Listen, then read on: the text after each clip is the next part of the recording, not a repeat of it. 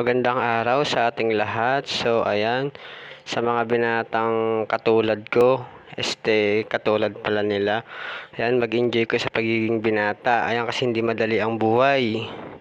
So, kapag kayo nag-asawa na, ayan, at hindi naman kalakihan ang sahod ninyo, syempre magtitipid-tipid kayo niyan.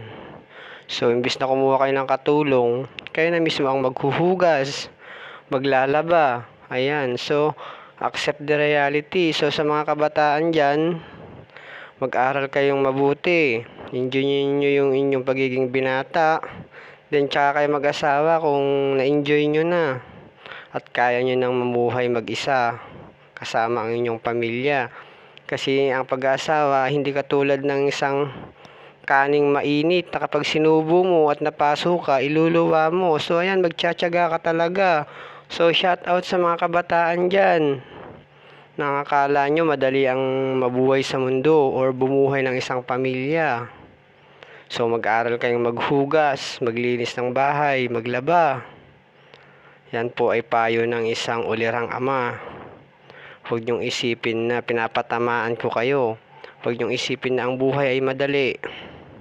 Lalo na ngayon na lahat ng mga bilihin, lahat ng mga gawain na hindi na madali or nagsisimahalan na.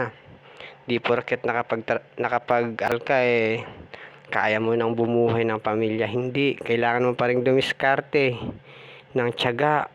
Ayan. So kung yung mga maliliit na bagay ay kaya mo nang gawin, ipagpatuloy mo pa.